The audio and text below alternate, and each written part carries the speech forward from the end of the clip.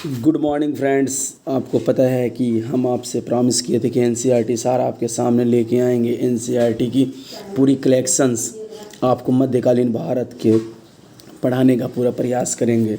ये ऐसा पढ़ाई जो आपके लिए कारगर होगा, बहुत अच्छा लगेगा और आप अच्छे से सीख पाएंगे। उम्मीद करते हैं कि आपको समझ में आएगा। ये पूरा एनसीईआरटी का ये पूरा कलेक्शंस हम आपके सामने लेके आए हैं चैप्टर वाइज। भारत पर मुस्लिम आक्रमण, है ना, आते हैं और देखते हैं, समझते हैं। भारत पर आक्रमण करने वाले प्रथम मुस्लिम आक्रमणकारी मूलतः निवासी कहाँ के थे? वो अरब के थे। दूसरा है कि 711 में भारत पर सर्वप्रथम मुस्लिम आक्रमण किसने किया? तो अब्दुल्लाह ने किया था, उसके नेतृत्व में हुआ था। आगे हम लोग बढ़ते हैं और देखते हैं कि 712 में मोहम्मद बिन कासिम ने सिंध के राजा दाहिर को पराजित कर थट्टा के समीप देवल बंदरगाह को अपना अधिकार में ले लिया था। आगे अगला नेक्स्ट पॉइंट हम लोग देखते हैं कि सिंध के क्षेत्र में मोहम्मद बिन कासिम ने अंतिम विजय किस नगर को प्राप्त किया था? मुल्तान, स्वर्ण नगरी इसको बोलते हैं। आगे हम लोग बढ़ते हैं और देखते हैं भारत में जजिया कर लगाने वाला प्रथम मुसलमान मोहम्मद बिन कासिम था, जो आप लोग को मैंने कल की क्लास में पढ़ाया था। आगे हम लोग देखते हैं सिंध क्षेत्र में अरबों द्वारा प्रचलन किया गया प्रारंभ में कौन सा जानवरों को पाला था? ऊँट तथा खजूर की खेती की जाती थी।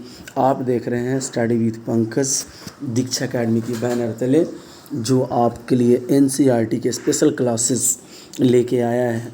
यह आपके शहर में पहली बार होने जा रहा है। एनसीईआरटी की पूरी क्लासेस आपको मिलेगी, पूरा चैप्टर वाइज मिलेगा। आप इसे अच्छा से देखें और करें। अरबों के पश्चात भारत में किन विदेशी आक्रमणकारियों का आगमन हुआ? तुर्कों का आक्रमण हुआ। आगे हम लोग देखते हैं तुर्की में जो गजनवी वंश के संस्थापक, इन्हें स्थापना किसके द्वारा किया गया? तो अल्पतगीन गजनी के द्वारा। भारत में प्रथम तुर्की आक्रमण किसके द्वारा किया गया? सुबतगीन गजनी के द्वारा। 712 में भारत पर सर्वप्रथम सफल मुस्लिम आक्रमण करने वाला कौन था? मोहम्मद बिन कासिम। अगला क्वेश्चन है, आप लोग देख सकते हैं। सुबतगीन ने अपनी आक्रमण के दौरान पश्चिमोत्तर भारत को हिंदू राजशाही वंश किसको पराजित किया था? राजा जयपाल था। आप लोग को क्लास में भी मिला होगा, नोट्स देखे होंगे। आगे बढ़ते हैं। महमूद गजनी द्वारा 1025 में सोमनाथ मंदिर पर किए गए आक्रमण के दौरान गुजरात के शासक कौन था? भीम प्रथम था। आगे हम लोग बढ़ते हैं और देखते हैं कि महमूद गजनी ने 1000 से 1027 ईस्वी के मध्य 17 बार आक्रमण किया। इसके आक्रमण का मुख्य उद्देश्य भारत की धन संपदा को लूटना था, ना कि साम्राज्य की स्थापना करना। आगे हम लोग बढ़ते हैं और देखते हैं इसके बारे में आगे। चलिए, आप लोग इसी प्रकार से आप लोग क्लास में जुड़े रहें, बढ़िया से पढ़ाई करें। आपको पूरा का पूरा क्लास को रिवीजन करा दिया जाएगा। एक एक क्लास, मेरा काम पढ़ाना नहीं, सिलेक्शन दिलाना है आप लोग छोटे भाई बहनों को। आगे बढ़ते हैं। महमूद गजनी के साथ भारत आने वाला प्रसिद्ध इतिहासकार कौन था? अलबरूनी था। अलबरूनी द्वारा लिखी गई पुस्तक का नाम था किताबुल हिंद।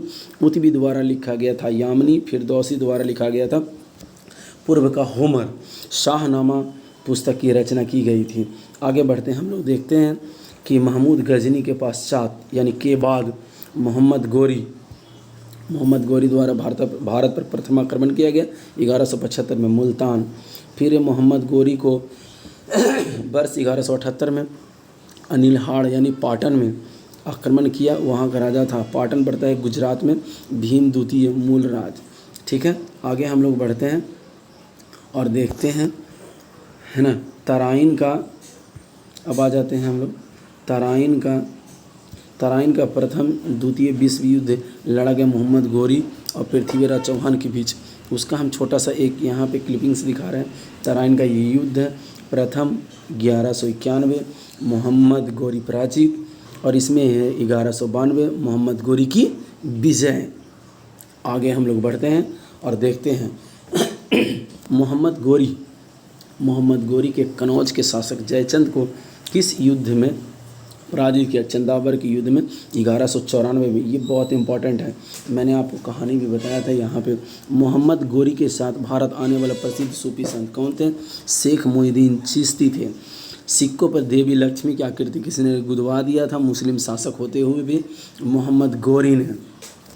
अब यहाँ पे है कि मोहम्मद गोरी का एक साधारण दास मोहम्मद, देखिए बख्तियार खिलजी मोहम्मद गोरी का एक साधारण दास था जिसने बंगाल और बिहार को विजय प्राप्त किया और अपने आक्रमण नालंदा विश्वविद्यालय एवं विक्रम विश्वविद्यालय को नष्ट कर दिया और नालंदा विश्वविद्यालय में आग लगा दी। यहाँ तो बिल्डिंग्स तोड़ दिए थे लेकिन यहाँ पे आग लगा दिया। मोहम्मद गोरी की मृत्यु के बाद साम्राज्य पर 3 गुलामों का नियंत्रण हो गया। क्या? यल्दाज, कुबाचा और कुतुबुद्दीन ऐबक। एक यहाँ पर बड़ा वाला शब्द है, देख लीजिए, लिखा हुआ है कि भारतीय जनता को हिंदू शब्द का सर्वप्रथम प्रयोग अरब द्वारा किया गया था।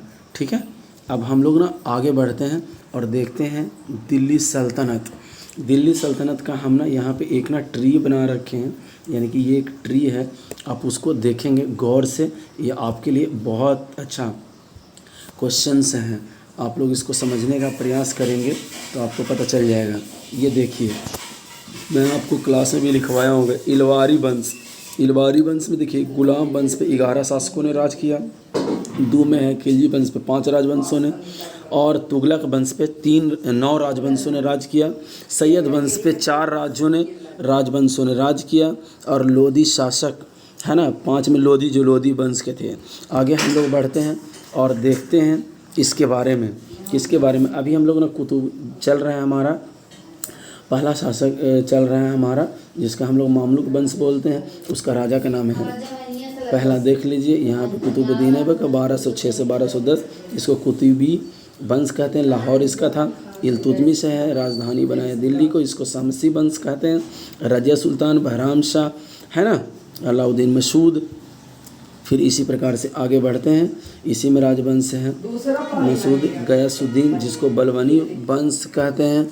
आगे आपको समझ में आ रहा हो तो बलबनी वंश था, मोइनुद्दीन कुवैत था और लास्ट था क्यूमरस। आगे हम लोग बढ़ते हैं और देखते हैं अगला हमारा जो है वो वंश है, उस वंश का नाम है खिलजी वंश। क्या नाम है? खिलजी वंश। खिलजी वंश के बारे में हम आपको बता देते, खिलजी वंश पे 5 राजवंशों ने राज किया था, ये आप जानते ही हैं। उसके आगे हम लोग बढ़ते हैं और देखते हैं कि कौन कौन किया था। पहला शासक है फिर जलालुद्दीन फिरोज खिलजी, जो 1290 से 1296 तक चलता है। ये 70 वर्ष का बूढ़ा था। अलाउद्दीन खिलजी, ये दिल्ली डायनेस्टी का बहुत समझदार काम करने वाला बंदा था। 1296 से 1316। अगला है सिहारुद्दीन उमर, ये मात्र 35 दिन करता है और फिर इसकी हत्या कर दी जाती है ना। फिर आगे है कुतुब मुबारक खिलजी, शाह खिलजी। उसके बाद आगे हम लोग बढ़ते हैं, ये 1316 से 1320 है। नेक्स्ट है नसरुद्दीन खुसरो खास, है ना, ये एक भारतीय मुसलमान शासक है। ये 15 अप्रैल से 17 सितंबर 2020 तक राज करता है। ये थे हमारे 5। उसके बाद अब हम लोग चलते हैं, यहाँ पे आ जाते हैं। अगला वंश है, उसका नाम है हमारा तुगलक वंश। तुगलक वंश हमारा तीसरा वंश है, इस पर 9 राजवंशों ने राज किया है। अब कौन कौन किया है हम लोग उसको देखते हैं। पहला है गयासुद्दीन तुगलक शाह, जो 1320 से 1325 तक राज करते हैं। अगला है एम्बेटी मोहम्मद बिन तुगलक। मोहम्मद बिन तुगलक का पीरियड भी आप लोग देख सकते हैं कि 1325 से 1351 है। आगे आ जाते हैं फिरोज शाह तुगलक। फिरोज शाह तुगलक 1351 से 1388 तक रहता है। अगला है गयासुद्दीन तुगलक, है ना, तुगलक शाह द्वितीय किसके नाम से जाना जाता है। ये 1388 से 1389 तक था। अगला है अलबुर्क शाह, जो 1389 से 1390, मात्र 1 साल के लिए। मोहम्मद शाह थर्ड, जो 1390 से 1394 तक रहता है। फिर अगला आ जाता है अलाउद्दीन सिकंदर शाह, ये जनवरी से मार्च तक रहता है। अब ये 2 स्वतंत्र शासक बनेगा, देखिएगा। एक नसरुद्दीन महमूद शाह, जो 1394 से 1413 तक रहता है, जो दिल्ली का है। आगे बढ़ते हैं, जो अब यहाँ पे आ गया नुसरत शाह, जो फिरोजाबाद में रहता है। ये 1394 से 1398। इसी प्रकार से ये वंश खत्म हो जाता है। अब आगे हम लोग बढ़ते हैं और हम लोग देखते हैं चौथा राजवंश, ये देखिए सैयद वंश है हमारा, चौथा राजवंश का नाम है सैयद वंश, ठीक है। इसका जो राजा है उसका नाम है पहला का खिज़्र खां, क्या नाम है? खिज़्र खां। खिज़्र खां 1414 से 1421 तक रहता है। अगला का नाम है मुबारक शाह, मुबारक शाह 1421 से 1434 तक है।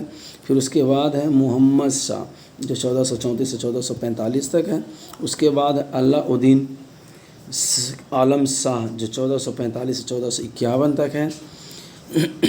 अब आगे यहाँ पे पाँचवा वंश हमारा है, उसका नाम है लोदी वंश, है ना। लोदी वंश देख रहे हैं आप लोग चित्र में अच्छा से, ये हमारा पाँचवा और अंतिम दिल्ली सल्तनत का है लोदी वंश, है ना। इस पर 3 शासक हैं, उन्होंने राज किया है। पहला है बहलोल लोदी जो 1451 से 1489 तक है। उसके बाद है सिकंदर लोदी जो 1489 से 1517 तक है। उसके बाद है इब्राहिम लोदी द्वितीय, कौन है? इब्राहिम लोदी द्वितीय जो 1517 से 1526 तक है। इस प्रकार से दिल्ली डायनेस्टी समाप्त हो जाता है। ये छोटी सी आपकी एक पहल थी। अब हम लोग इस पर कुछ ना चीज़ें देख लेते हैं जो समझने के लिए है, क्वेश्चन जहाँ से आता है। अब आप लोग देखिए, दिल्ली का वास्तविक संस्थापक इल्तुतमिश दिल्ली सल्तनत का वास्तविक संस्थापक था। इसका शासनकाल 1210 से 1236 समझिएगा।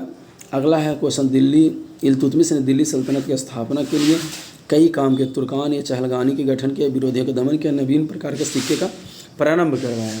अगला है लास्ट वर्ड है, इल्तुतमिश ने सुल्तान आजम की उपाधि धारण की और दिल्ली की राजधानी बनाने के प्रथम शासक भी बना। इस प्रकार से हमारा दिल्ली सल्तनत समाप्त होगी। अगर आपको ये क्लास कैसा लगा हमें कमेंट्स बॉक्स में लिखिएगा। अगर आपको ऑफलाइन क्लास चाहिए तो दीक्षा एकेडमी के बैनर तले आप आ जाएँ। और यहाँ पे सिखाया नहीं, आपको सिलेक्शन दिलाया जाता है। यह सर्वोत्तम शिक्षा के लिए पूरी यमुनानगर के या पूरे हरियाणा का नंबर 1 शिक्षण संस्थान है। आप बिल्कुल ज्वाइन कर सकते हैं। यहाँ पे आपको मटेरियल्स भी मिलेंगे और सिलेक्टेड टीचर्स भी हैं आपके सामने। कोई भी समस्या हो आप जाके वहाँ पे विजिट कर सकते हैं।